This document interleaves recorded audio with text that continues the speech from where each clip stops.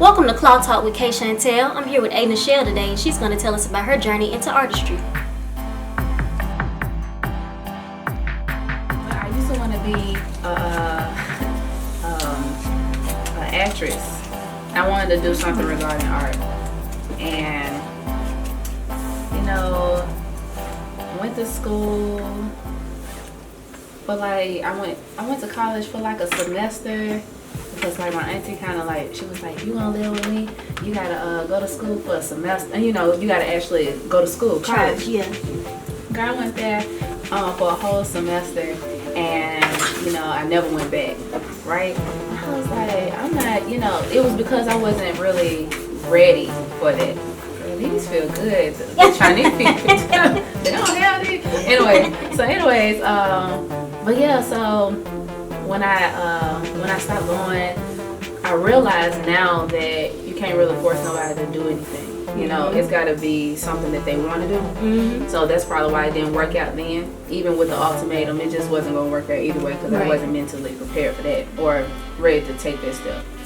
But anyways, when I was ready and I actually had goals and all that, I was like, oh man, like I gotta do something. So I signed back up for college, and I was a little bit more consistent. And every time I thought about giving up, my mom would remind me, you got this amount of time left. Like that's not much.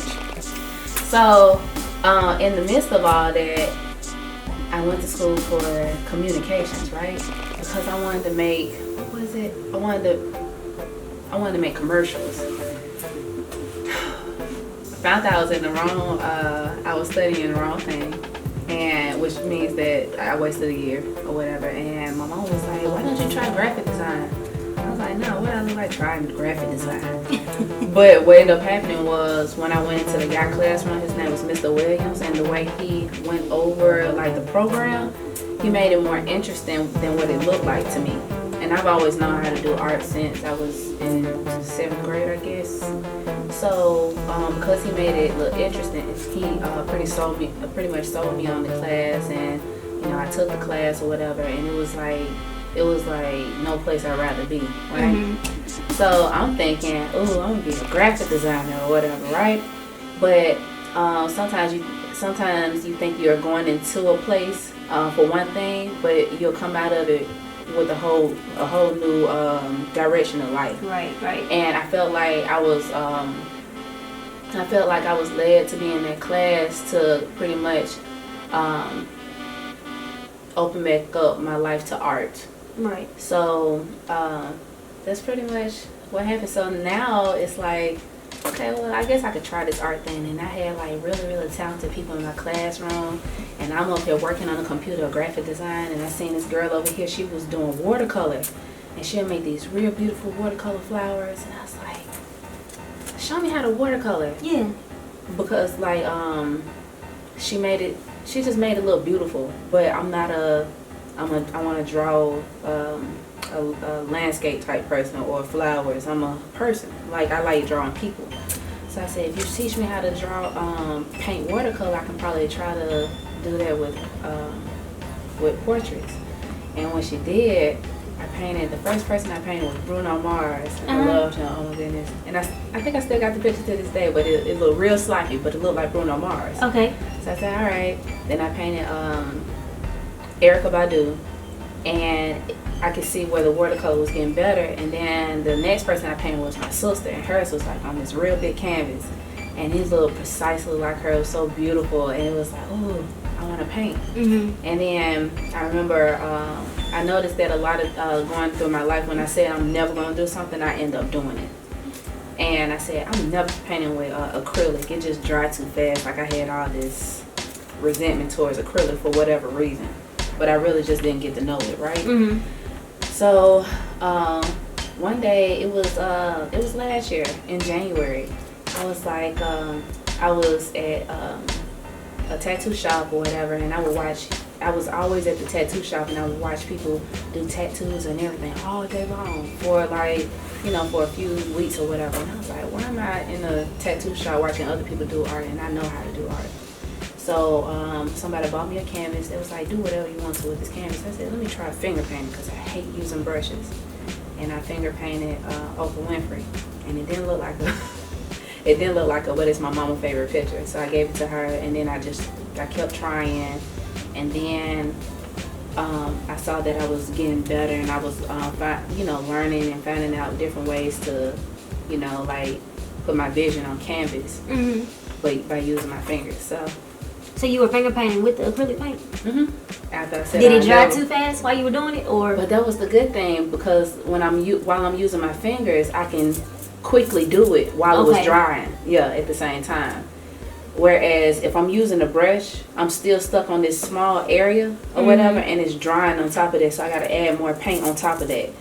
But by using my fingers, the process goes by like 10 times faster. So yeah. So the designs we used to do, we did it with acrylic paint as well, and I didn't really. It did dry too fast, and at the same time, it didn't dry fast enough because you needed to move on to the next step. And you still kind of like one part might be dry, another part might still be wet. So I moved to gel paint now, which is a whole lot better. It don't move while you're doing it. Yeah. And it won't dry until you dry it. So it's kind of like a neat mix in between the two. So I'm thankful for whoever created gel paint. I know that's right. So, I heard about you when Chris Brown came to town, and you were doing Chris Brown. Yes, honey. So, my question, did you ever get to get him the painting? Well, this is what happened.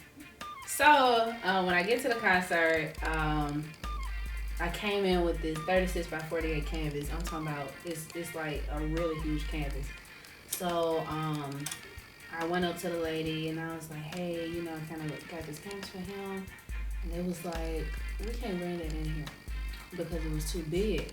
And I was like, well, I spent hours on this canvas for Chris Brown. I really need to figure out a way to get it in here. And then they looked at it and they was like, oh my God, this looks really, really good. We're going to see what we can do. So what ended up happening was they came back to me and they was like, we can't do it. And while I was putting it back in the car, that's when I had the idea to take a picture with different people or whatever. Everybody was just like, I take a picture with the canvas. I want to take a picture, blah, blah, blah. So when I went inside or whatever, I was like, I seen how like the venue was set up, and I was like, man, I can get this damn canvas in here. So I walked around and I seen this guy who was black or whatever. And I was like, hey, I did this picture for Chris Brown. I really need to get it to him. And so he was like, he looked at the picture. He was like, that is so dope. We're going to get this picture in here. And so he ended up talking to his manager, the same manager who told them to tell me no. When he saw the canvas, he was like, we're going to get it to him. He said, just go bring in the canvas and we'll put it on his bus. And that's what happened. So, you did get it. Yeah, but it's a learning lesson and everything, because like Chris Brown canvas, even probably so much still to this day, it's like my favorite canvas because I worked the longest on it. But what I learned was like just stand your ground and just demand that whenever you trying to get something to somebody, just be right there with it. Right. Because if they could have got the canvas on his bus, they could have got me to give it to him. Correct. So did you ever hear anything back from his camp about the Girl, no, I haven't. Not yet. This one girl said, she was like, she found me on Twitter and she was like, she was complimenting my canvas. She said, just be patient because the same thing happened to her. And what ended up happening was it took a long time for him to acknowledge that she did it for him or whatever. And what happened was his sister, Christina, took a picture of the canvas and sent it to her and said, it's right in here in his house, in his art room. So I could either wait or, I need to do another canvas and, repost. So he probably got it somewhere, but don't even. Like, the nails that be just breaking is the ones that I be doing. I be like, oh, let me go ahead and do right by my nails and not take the gel off and then I take the gel off. It's because like, when you have a little slit in your nail or something like that, be getting caught up in like different stuff. Yeah. You get you a buffer block. And when it starts to do that, just shave the little end off so that it's not irritating you. Okay. So, where you hoping that your career takes you throughout the years, and what do you want to do with it? I guess I would say like I don't know, like I really pray that my art kind of, you know, touch many people. I hope that, you know, it gives people something different to consider in our community and actually know that art is real and it can get you places, you know.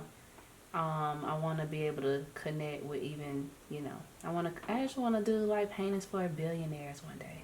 Yeah.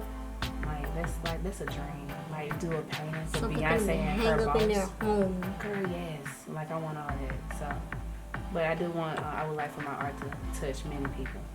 So, I want to be like, you know what I'm saying, like one of the. I want to be a celebrity artist for real, for real. I feel like you're well on your way, and you can low key, like high key, already call yourself that. Seriously. I just, you know, I'm more appreciative of people like who believe in what I do and kind of like, you know, remind me that, you know, the goal for me to get there is, you know, it's still coming because I didn't need to hear. Oh, girl. These are cute. Yeah, I feel you know, you have some people, they get one celebrity. Oh, they are the celebrity, whatever they do. Girl, right. And so, like, no, seriously though. I just be like, oh my goodness, my painting live in Deontay Wilder's house right now. And it does. Yes. And how many other celebrities? He's not the only one. He ain't the only one. You know, just hilarious. I'm doing a piece for Sherry Shepherd now. That's dope. So, and she want me to do a piece She's of a Niecy legend. Nash. Two legends. Yeah. So I'm just so excited where this is going. Don't tell nobody. Well, I'm just playing. by the time this airs, the cat's out of the bag. Right. So, yeah, I feel blessed. My life in this past year is completely different from my life the past 5 years ago, pretty much. Even 2 years ago.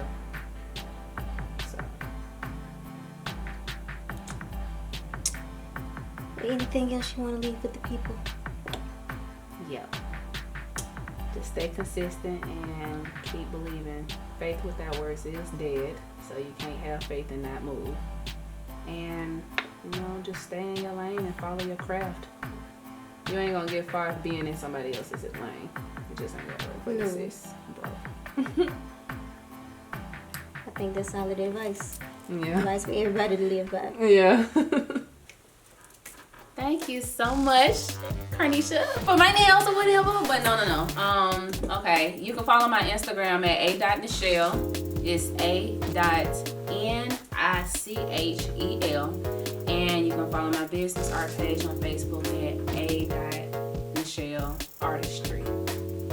So if you need any paintings done, just email me. You can go to either my Instagram or my Facebook.